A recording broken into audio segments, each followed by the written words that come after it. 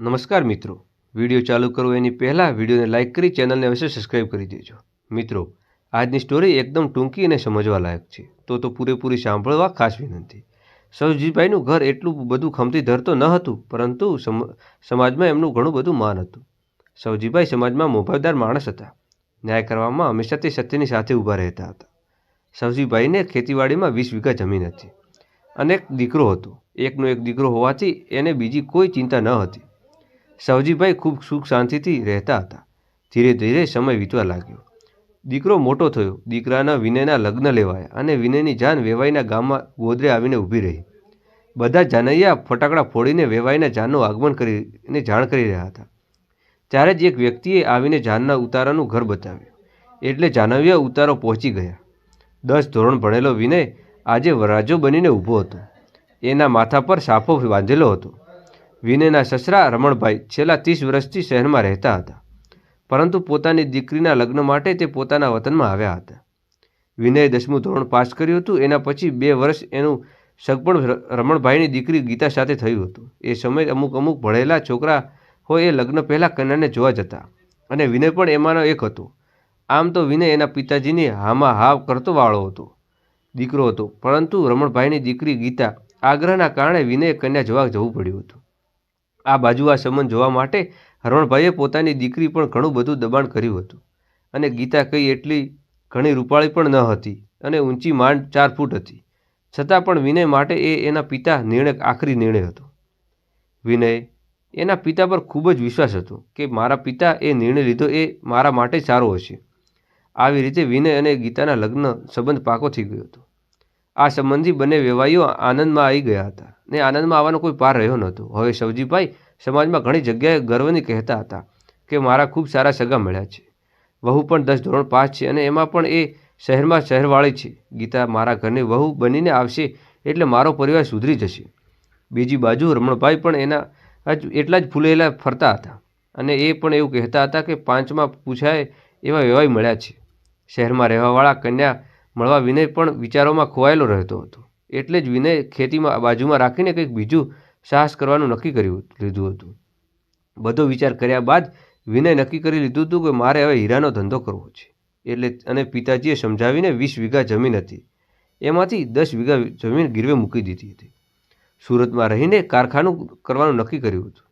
સવજીભાઈ પણ દીકરાના આવા નિર્ણયથી ખૂબ ખુશ થઈ ગયા હતા. એવા મનમાં એવું પણ હતું કે હીરાના ધંધામાં ખૂબ સારો છે અને બીજી કે ભણેલી ગણેલી અને શહેરવાળી વહેલી વહુ આવવાની છે એટલે મારા દીકરાને પણ શહેરમાં ફાવી જશે. હવે સુરતમાં કારખાનું સેટિંગ થઈ ગયું હતું અને સારું મુહૂર્ત જોઈને ધંધો શરૂ કરવાનો હતો. એ જ વખતે વિનયના લગ્ન લેવાયા હતા. જાન ઉતારે પહોંચી આ બાજુ રમણભાઈએ દીકરીના ધામધૂમથી લગ્ન કરાવવા માટે ઘણો ખર્ચો કર્યો હતો.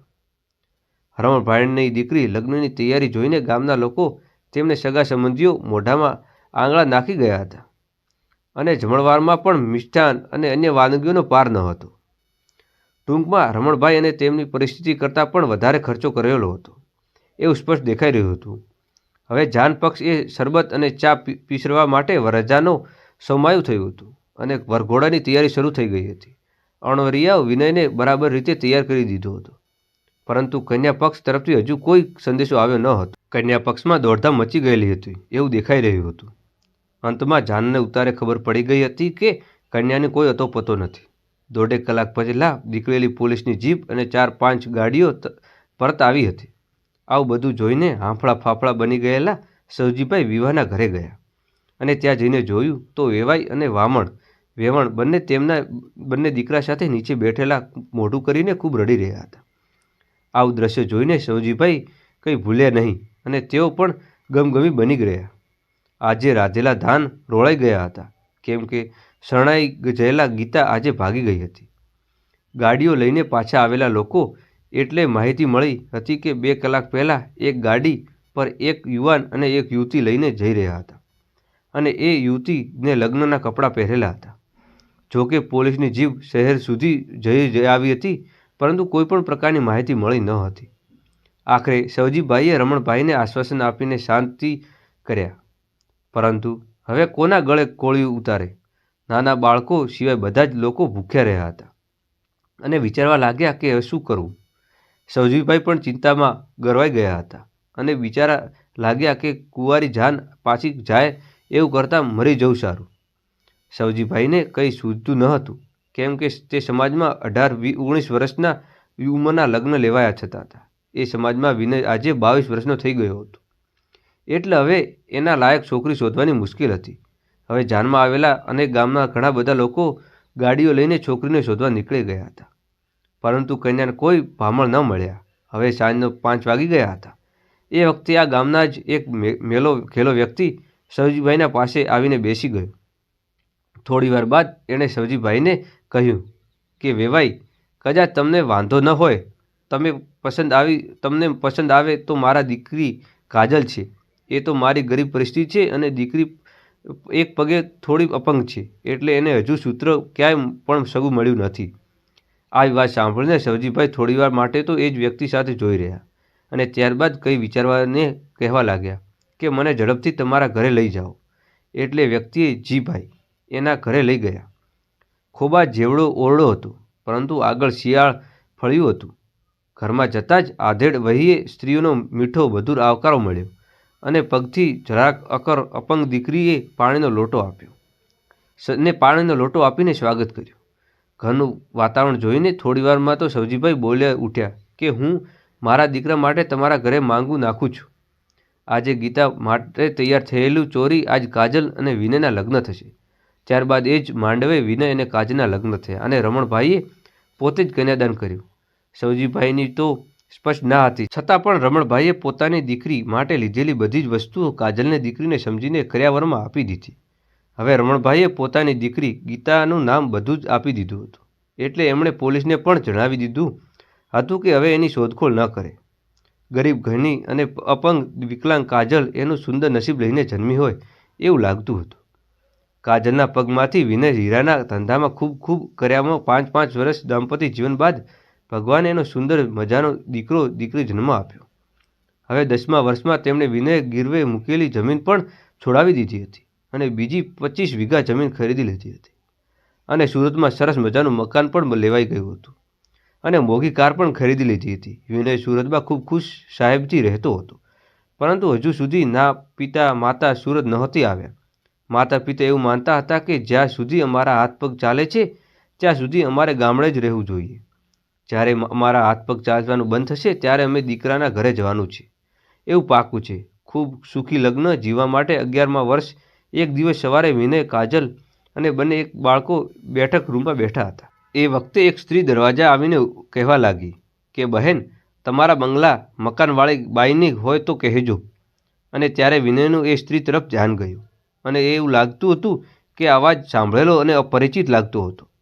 એટલે વિનય પોતાના મગજ ઉપર થોડું ભાર આપ્યું અને પહેલી સ્ત્રી ઓળખી ગયો, પરંતુ એને વિશ્વાસ નહોતો આવતો. એટલે વિનય ઊભો થઈને દરવાજે ગયો. ત્યાં તેણે જઈને જોયું, ત્યાં અજયને જોયું અને આ ગીતા હતી. એટલે વિનય કહેવા લાગ્યો કે શું તમારું નામ ગીતા છે? વિનયનો આવો પ્રશ્ન કર્યો, પરંતુ વિનય એને ઓળખી ગયેલો હતો. ગીતા શું જવાબ આપે? ગીતા પહેલેથી જ શહેરમાં રહેતી હોવાથી એના ગામની હોવા છતાં પણ કાજલ એને ઓળખતી નહોતી. વિનય જ્યારે આવો પ્રશ્ન પૂછ્યો ત્યારે કાજલ ચોંકી ગઈ, કેમ કે એક ખૂબ સુખી પરિવારની દીકરી ગીતાની અત્યારે આવી દશા જ થઈ હશે કે પછી આ કોઈ બીજું ગીતા હશે. કાજલ મનોમન આવું બધા વિચારી રહી હતી. એણે એના વિનય તરફ નજર કરી. વિનયની ભીની આંખો જોઈને કાજલે એને ખેંચીને અંદર લઈ ગઈ અને પૂછવા લાગી કે આ વિનય? હા, એ આ ગીતા છે જે લગ્ન પહેલાં ભાગી ગઈ હતી. તારે જવાબ આપીને વિનય હા પાડી. આ સાંભળી કાજલ ઝડપથી દરવાજે ગઈ. ત્યાં ગીતા દોડ મૂકવાની તૈયારી કરી રહી હતી. એ કાજલ પહેલાં જ કાજલને એને પકડી લીધી. હવે કાજલને ગીતાએ ખેંચીને અંદર લાવી. થોડી આંખ કરી બાદ કાજલે એને વિનય આગ્રહવશ થઈ ગીતા એનું જીવન વૃત્તાંત કહેવા લાગી. અમદાવાદમાં પિતા રમણભાઈની સોસાયટીની નજીકમાં રહેતા હરેશ નામના યુવક સાથે એને પ્રેમ થયો હતો. હરેશ તાનક થયેલો યુવક હતો. એ વખતે વિનય એની ગામડિયા લાગતો હતો. પિતાજીના કારણે ગીતા સંબંધ માટે ઇનકાર નહોતી કરી શકી. હરેશના પિતા એક કારખાનામાં કામ કરતા હતા અને બીમારના કારણે પથારીવશ થઈ ગયા હતા. એના બદલામાં માલિક હરેશ નોકરી આપી હતી. એ જ વખતે ગીતા લગ્ન પહેલા વર્ષ હરેશ સાથે ભાગી ગઈ હતી. ભાગ્યા બાદ ગીતાએ હરેશ સાથે લવ મેરેજ કરી દીધા હતા. સમય કેવી બળિયાટી કહેવાય છે કે લગ્ન જીવનના 5 વર્ષ જ કારખાનામાં હરેશના એક પગ મશીને આવીને કપાઈ ગયો હતો. એટલે માલિકે હરેશને બદલે એના નાના ભાઈને નોકરી આપી દીધી હતી અને થોડા રૂપિયા પણ આપ્યા હતા. હરેશના માતા પિતાએ પણ હરેશને થોડા રૂપિયા આપીને અલગ કરી દીધો હતો. ત્યાં સુધીમાં તો ગીતાએ 2 બાળકોમાંના મા બની ગઈ હતી. હવે હરેશ અને ગીતા અમદાવાદ છોડીને સુરત આવ્યા હતા અને અહીં હરેશના હીરા કારખાનામાં પાસે ચાની લારી લઈને ચા વેચવા લાગ્યો હતો. ચાની લારીમાં 5 આવક હતી. બીજી બાજુ મોટા થયેલા બાળકોના શિક્ષણ માટે ગીતાએ 3 ઘરમાં કામ વાંધો કર્યા હતા. હમણાં જ એક ઘર માલિક બીજા ક્યાંક રહેવા ગયા હોવાથી નવા ઘરકામના વિનયના ઘરે આવી ચડી હતી.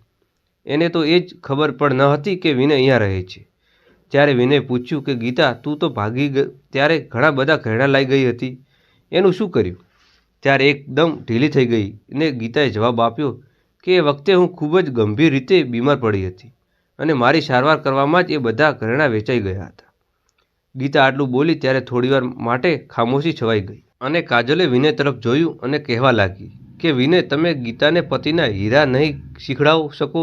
એટલે વિનય ડોક હલાવીને હા પાડી. ત્યારે જ કાજલ બોલી કે ગીતાબેન, તમે જરા પણ ચિંતા ન કરતા. તમારા પતિ 1 મહિનામાં તો હીરા ઘસતાનું કામ શીખી જશે અને એ 4 મહિના ઘરનો ખર્ચો અમે આપીશું. હવે રાત્રે વિનય કાજલને પૂછ્યા વગર જ ન રહી શક્યો. એ કાજલ, તું કેમ આટલી બધી ઉદાસ બનવા માંગે છે? ત્યારે કાજલે કહ્યું કે બસ આટલા જ માટે કે સ્ત્રી એક વખત મારા પતિ સાથે સંબંધની બંધાઈ હતી. એની ગરીબી અને આવી પરિસ્થિતિમાં મારાથી સહન ન થઈ શકી, એટલા માટે મારા દિલમાં એના માટે આટલો બધો ઉદાર ભાવ પ્રગટ થયો છે. તો મિત્રો, આજની સ્ટોરી તમને કેવી લાગી એ મારા કોમેન્ટ બોક્સમાં જરૂર જણાવજો. અને તમને જો વિડીયો સારો લાગ્યો હોય તો લાઇક કરો, શેર કરો અને સબસ્ક્રાઈબ કરવાનું ભૂલશા નહીં. અને આ વિડીયો તમારા પરિવારજનોને શેર કરવાનું ભૂલશો નહીં, કારણ કે આવી અવનવી વાર્તાઓ એ પણ સાંભળતા રહે.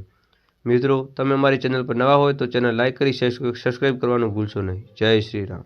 જય શ્રી રામ.